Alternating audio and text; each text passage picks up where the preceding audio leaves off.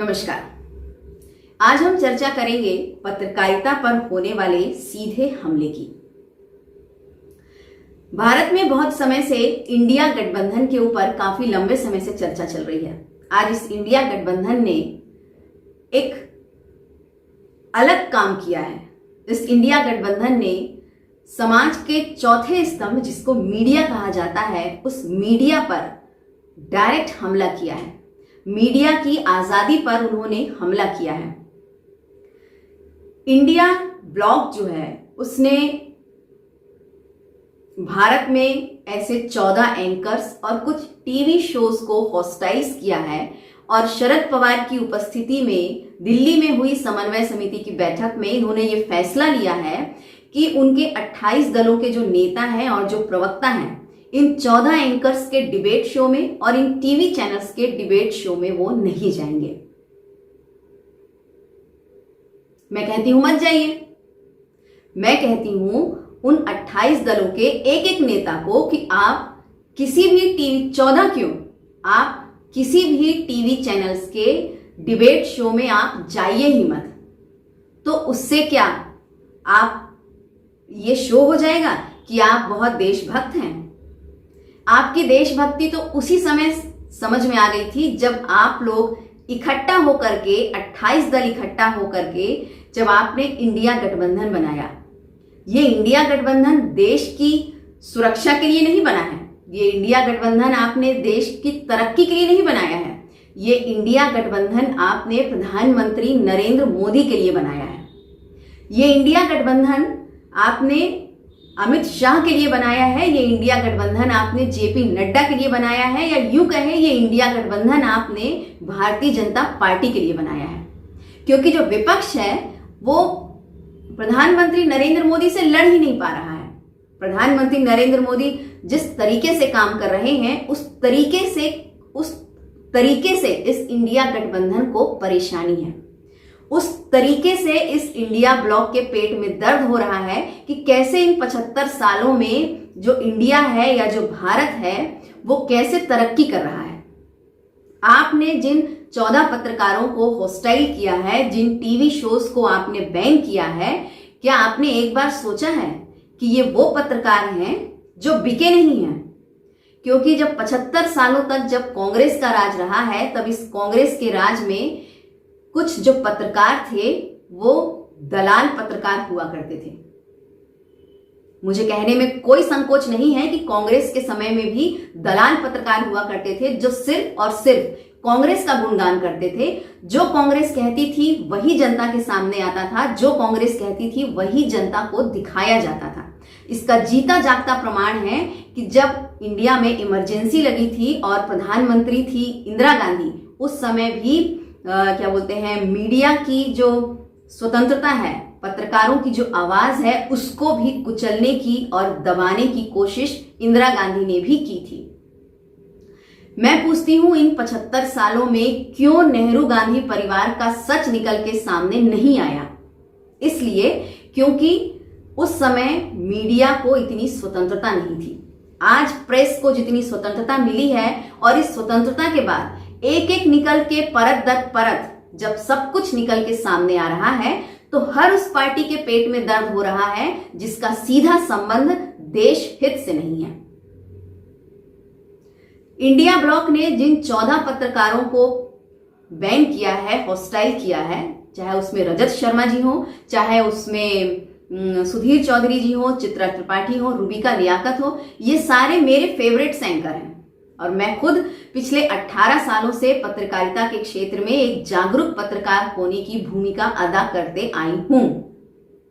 मैं कहती हूं आपके बैन करने से, आपके हॉस्टाइल करने से क्या सुधीर चौधरी की पत्रकारिता रुक जाएगी? क्या सुधीर चौधरी का ब्लैक एंड व्हाइट रुक जाएगा? या रजत शर्मा का आपकी अदालत रुक जाएगा? ऐसा कुछ नहीं होगा। केवल इंडिया ब्लॉक को डर इस चीज का है कि चूंकि वो देश में इस समय सरकार पर नहीं है और वो सरकार पे नहीं होने के बाद किसी सवालों का जवाब देना नहीं चाहते हैं, इसलिए ये पूरा प्रोपेगेंडा जो है वो इंडिया ब्लॉक जो है वो रच रहा है।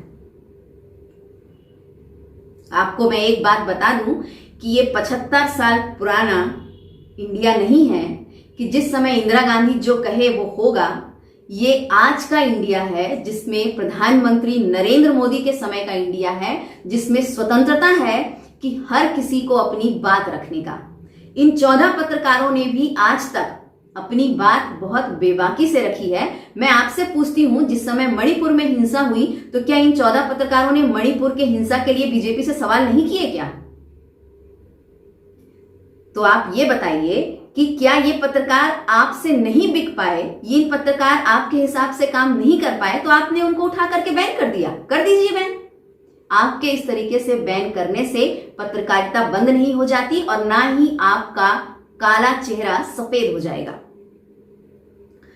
इंडिया गठबंधन या इंडिया ब्लॉक से उन 28 दलों से मैं पूछना चाहती हूं कि ममता बनर्जी जो पश्चिम बंगाल की जो मुख्यमंत्री हैं, वो रोहिंग्यों का क्यों समर्थन करती हैं? इससे क्या देश को कुछ हासिल हो रहा है? कितनी बड़ी इससे जो देश को नुकसान हो रहा है वो इन सब चीजों को नहीं समझती हैं। तो इसको हम क्या माने कि इस इंडिया गठबंधन में जो ममता बनर्जी है वो राष्ट्र हित में काम कर रही हैं? शरद पवार को हम क्या कहें, जो सत्ता सुख और सत्ता की लालच के लिए आए दिन अपने पाले और अपनी पार्टियां और अपने डिसीजन बदलते रहते हैं? क्या ये देश हित के लिए है या ये राष्ट्र हित के लिए है? सोनिया गांधी को हम क्या कहें, जो ना तो भारत की निवासी हैं, ना भारत में पली हैं, ना भारत में बढ़ी हैं। इटली की रहने वाली सोनिया गांधी के लिए सीधा सीधा लिखना, सीधा सीधा बोलना किसी पत्रकारों में उस समय हिम्मत नहीं होती थी कि वो गांधी परिवार के लिए लिख पाए या बोल पाए। लेकिन आज की पत्रकारिता स्वतंत्र है, निष्पक्ष है। उस पत्रकारिता ने इतनी हिम्मत दिखाई कि उसने ये जनता के सामने लेकर के आया कि जो कांग्रेस की जो महासचिव रही हैं सोनिया गांधी, कई सालों तक जिन्होंने कांग्रेस पार्टी की कमान संभाली है, दरअसल वो भारतीय है ही नहीं, वो इटली की रहने वाली है। इनका पूरा परिवार इटली का है, इनका पूरा खानदान, इनका पूरा बिजनेस जो है वो पूरा इटली से संचालित होता है। मैं कहती हूं क्यों इंडिया गठबंधन नेहरू गांधी परिवार से निकल के बाहर नहीं आता? राजीव गांधी के मरने के बाद प्रधानमंत्री मनमोहन सिंह को बनाया गया, लेकिन पूरा देश जानता है ये कि प्रधानमंत्री मनमोहन सिंह थे, लेकिन सारे बड़े फैसले पीएमओ में बैठ करके सोनिया गांधी लेती थी। मैं पूछती हूं किस हैसियत से? आखिर ये बात भी आपको किसने बताई? एक पत्रकार के माध्यम से भी आपको ये वाली बात जनता के सामने रखी गई। आज इंडिया ब्लॉक ने 14 पत्रकारों को होस्टाइल किया है, टीवी शोज को आपने बैन किया है। आप अपने प्रवक्ताओं को नहीं भेजना चाहते हैं, मत भेजिए। इससे देश का कोई नुकसान नहीं है, इससे जनता का कोई नुकसान नहीं है, क्योंकि जनता ये बहुत अच्छे से जानती है कि ये जो 28 दल हैं, ये 28 दल तुच्छ मानसिकता के शिकार हैं। क्योंकि आपने यदि ये 28 दल एक हुए होते कि आपको देश की तरक्की करना है, तब आप एक हुए होते तो समझ में आता। देश में रफाल लेकर के आना है, आप उसके लिए एक हुए होते तो समझ में आता। धारा 370 हटानी है, आप एक हुए होते तो समझ में आता।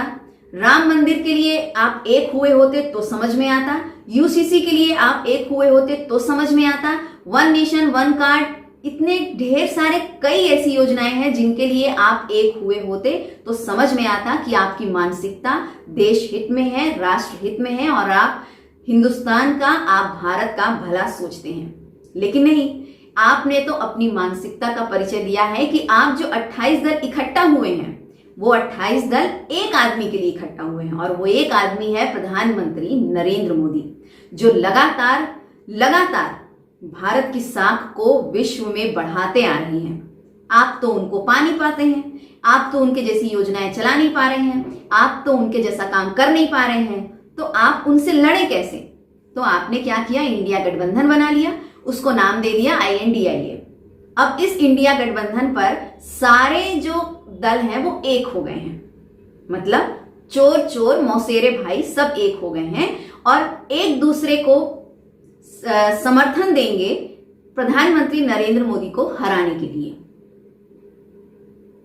आपका इंडिया गठबंधन इसी काम के लिए बनाया है ना आपने। और आपने जिन 14 पत्रकारों को बैन किया है, जिन टीवी शोज को बैन किया है, ये वही पत्रकार हैं जो सीधे आपसे सवाल करते हैं। अच्छा, ये सवाल अपनी मर्जी से नहीं करते हैं कि इनको इन सवालों का आपसे पैसा मिलता हो या इन सवालों का इनको अलग से कोई पैसा दिया जाता हो। ये पत्रकार वही सवाल करते हैं जो जनता की तरफ से आते हैं। जब नेता या प्रवक्ता या पार्टी सवाल का जवाब देने के लिए तैयार रहती है तो पत्रकार भी सवाल करने के लिए स्वतंत्र रहता है। जनता जब सवाल पूछने के लिए बनी हुई है तो नेता और मंत्रियों को सवाल का जवाब देना जरूरी हो जाता है, क्योंकि हमारे भारत सिस्टम में चुनाव की प्रक्रिया है। आपको 5 सालों में जनता को जवाब देना पड़ता है कि आपने इन 5 सालों में क्या काम किया। इंडिया गठबंधन में जितने 24 दल हैं, किसी ने कोई काम तो ऐसा किया नहीं है।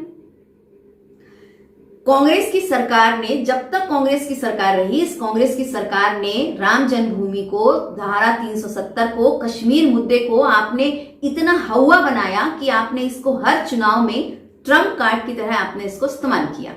लेकिन आज यही नरेंद्र मोदी अपनी पूरी टीम के साथ और बड़े से बड़े मसले को काफी शांतिपूर्वक हल कर देते हैं तो आपके पेट में दर्द होता है। तो आप ऐसे टीवी चैनलों को बैन कर देते हैं जो प्रधानमंत्री नरेंद्र मोदी का गुणगान करते हैं। ये वो टीवी चैनल हैं जो समय आने पर प्रधानमंत्री नरेंद्र मोदी से ये सवाल भी पूछते हैं कि आपने वहां पे इस तरह की कार्यवाही क्यों नहीं की, ये चीज आपको क्यों नहीं दिखाई देती है। और मैं कहती हूं कि जो आपके बाइकॉट करने से मीडिया जो है वो शांत नहीं हो जाएगी। आपके बाइकॉट करने से देश में आपका चेहरा साफ हो गया है कि जो 28 दल है, उन 28 दलों की मानसिकता कैसी है। लोग पहले दबी जबान से इन लोगों के बारे में कहते थे, लेकिन अब समय ऐसा है कि अब जो जनता है वो खुले तौर पर एक परिवार के अधीन रह करके, देश में रह करके काम नहीं करना चाहती। शायद इसीलिए जनता जो है वो प्रधानमंत्री नरेंद्र मोदी को ज्यादा पसंद करती है। मैं कहती हूं कि मीडिया पर प्रहार करके, प्रेस पर आप हमला करके क्या साबित कर लेंगे? क्या आपका काला चिट्ठा सफेद हो जाएगा? क्या आपके जो काले कारनामे हैं वो सफेद हो जाएंगे, या आप बहुत पाक साफ हो जाएंगे? ऐसा कुछ नहीं होने वाला है। हालांकि आपके इस प्रकार के कार्य की, जो आपने 14 पत्रकारों को बैन किया है, जो आपने कुछ टीवी चैनल्स को जो हॉस्टाइज किया है, उसकी निंदा सभी कर रहे हैं। और जो प्रेस का जो एसोसिएशन है, जिसको बोलते हैं NBDA, है ना, इस एसोसिएशन ने भी आपके लिए आपसे कोई हाथ पैर जोड़ करके माफी नहीं मांग रहे हैं कि हमसे गलती हो गई, या हमने अपने एंकर्स को या अपने टीवी चैनल्स को हमने ऐसा करने के लिए कहा, या आप हमको बैन करेंगे, हॉस्टाइज करेंगे तो हमारा टीवी चैनल शो बंद हो जाएगा, हम भूखे मर जाएंगे, हमारे पास खाने के नहीं रहेगा, हमारा परिवार कैसे चलेगा ना। इस एसोसिएशन ने बिल्कुल भी इस तरीके की कोई भी ना अपील की है और ना ही ऐसा कोई काम किया है, बल्कि इस एसोसिएशन ने आपके इस फैसले की निंदा की है। और मैं एक पत्रकार होने के नाते मैं ये कहना चाहती हूं कि हम जो भी खबर आप तक भेजते हैं वो हमारी बनाई हुई खबरें नहीं होती हैं। जो होती हैं, जो घटित होती हैं, वही खबरों को हम आपको एज इट इज भेजते हैं और एज इट इज वही खबरों को हम आपके तक पहुंचाते हैं। वो होते होंगे और पत्रकार जो बिक जाते हैं, जो लिफाफों में बिक जाते हैं, जो पैसों में बिक जाते हैं, लेकिन आज भी भारत में ऐसे पत्रकार हैं जो पैसों से नहीं बिकते हैं, जो लिफाफों के वजन के नीचे नहीं दबते हैं। और शायद ये 14 पत्रकार अपने आप में बहुत सम्मानी पत्रकार हैं, जिनको इंडिया गठबंधन ने बैन करके ये प्रूफ किया है कि ये सच्चे देशभक्त, सच्चे राष्ट्रभक्त और सच मायनों में पत्रकार हैं। अब फैसला जनता को करना है कि जनता इस 28 दलों के इंडिया गठबंधन के तुच्छ मानसिकता वाली गठबंधन के साथ रहना चाहेगी, या प्रधानमंत्री नरेंद्र मोदी के साथ रहना चाहेगी, जो लगातार भारत को उत्तरोत्तर विकास की ओर लेकर के जा रहे हैं। क्योंकि जनता ही ये फैसला करती है कि हमारे भारत देश में जनता जो है वो बहुत बड़ी निर्णायक की भूमिका में है, चाहे वो नेताओं के लिए हो, चाहे वो पत्रकारों के लिए हो। तो इसका फैसला मीडिया के लिए जो फैसला है कि जो स्वतंत्रता का फैसला है, और ये जो इंडिया गठबंधन ने ये जो फैसला लिया है, इससे हालांकि कुछ असर होने वाला है नहीं, लेकिन इससे नुकसान भी इंडिया गठबंधन को ही होगा। लेकिन ये फैसला मैं जनता को छोड़ती हूं कि क्या सच है और क्या सही है। इसका फैसला जनता पूरे होश और हवास में अपनी आंखें खोल करके इसका फैसला करे। नमस्कार।